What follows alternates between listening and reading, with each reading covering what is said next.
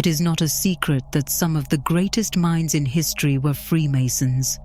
Napoleon, Mozart, Churchill, they were all tightly connected to secret societies, and it's definitely not a coincidence.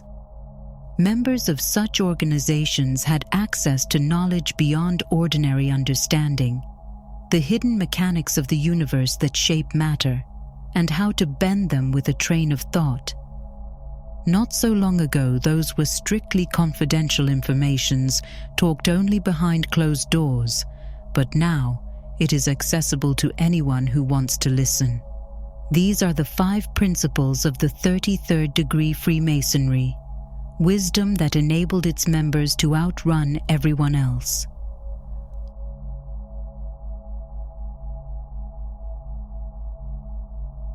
Most people perceive the physical world as reality, while the mental one as an illusion. What we see, hear, or touch has to be solid rock real, while what we can envision in our mind is nothing but a figment of imagination. While it's the typical way we look at things, Freemasons had a very different approach. They believed that out of these 2 planes of existence, the mental is the one that dictates reality.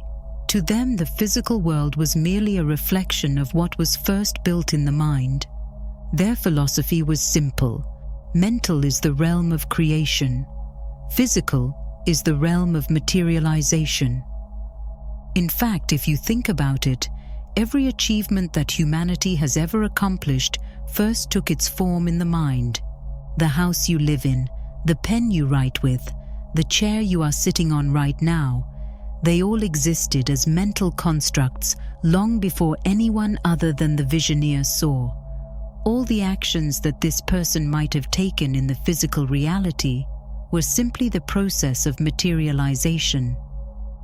Successful manifestation always requires synchronization between mind and body. The physical action cannot bring results if it's not backed up by the mental action.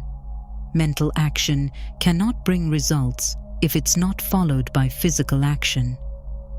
Work is always necessary, but not the kind of work most people do.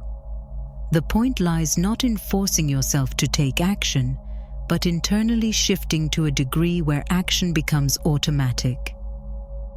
Here is the secret. Once you have achieved it mentally, you no longer have to push yourself to make it a reality.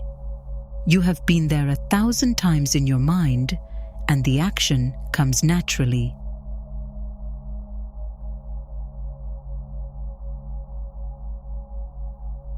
Freemasons knew that the world runs on frequencies.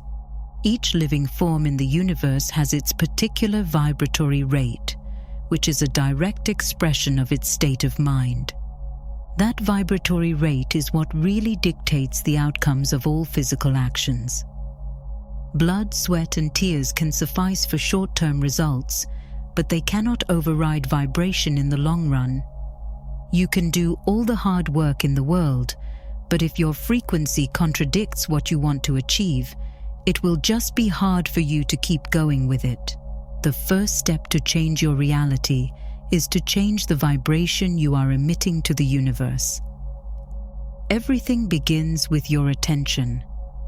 Out of all the factors leading to the solidification of your frequency, attention is the first domino that gets it all going. There is a reason why secret societies refer to attention as the currency of God. In the universal marketplace, you pay with your focus. It is your offering, your entry ticket to the temple of God. Give it your focus and you give it life. Whatever you consistently attend to, you energize. And whatever you energize, you eventually materialize. While it's focusing your attention on a particular concept that sets the stage for it, it is always your emotional engagement with it that sinks it into your subconscious. The universe runs on emotions. It doesn't understand what you say, how hard you work, or how much you deserve it. On the purely metaphysical level, the only thing that matters is how you feel. The moment you intensely feel something to be the truth, you emit the signal that alters your vibratory rate. If you can reignite and hold that feeling, day in, day out, if it becomes the dominant emotion you operate from, that vibration begins to gather momentum and solidifies into a frequency. The moment it does, it's no longer a momentary spark of alignment. It becomes an undeniable part of who you are. Manifestation is not a matter of wishing or praying. It's a matter of frequency. Every frequency maintained for a long enough period of time must become a reality.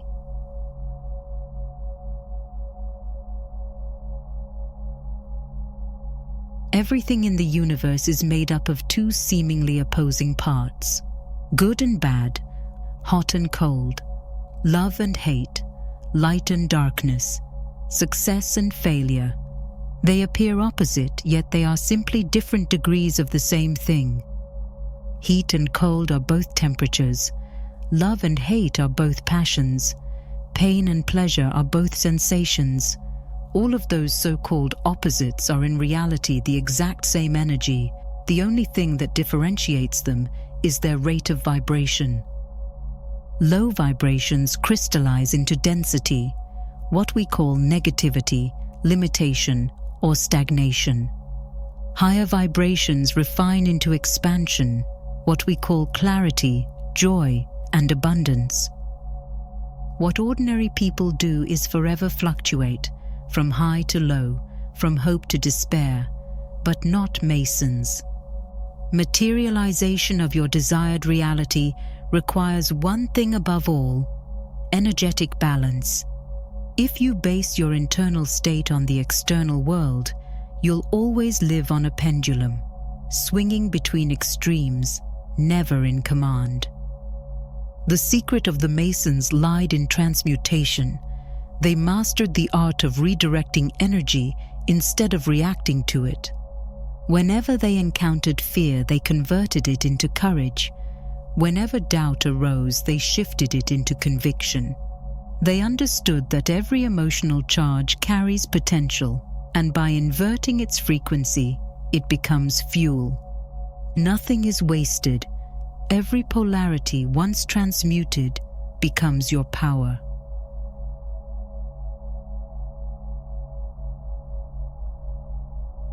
The physical world runs on motion. We are constantly moving, thinking, acting, and reacting 24/7. But there is simply no possibility to create anything from this state. A chaotic mind is a chaotic reality. No potential can be born from chaos. An overstimulated mind closes itself to any form of higher intelligence. It shuts down your biggest tool, intuition, and leaves you with tiny, limited conscious reasoning. Creation demands stillness. The mind must be still before it can become directive. The Masons understood this well. They practiced silence all the time, not necessarily as an absence of sound, but an accumulation of energy. When the mind is clear, the subconscious becomes receptive. Ideas turn into visions. The future becomes clear. The state of stillness always precedes manifestation.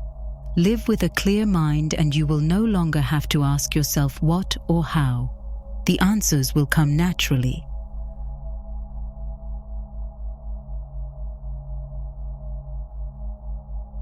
You can only have what you already have. Sounds paradoxical, but it's the core of all manifestations. If you want something, you're declaring lack. If you have it, even if only on the mental level, you collapse the distance between thought and form. Reality doesn't respond to desire, it responds to attainment.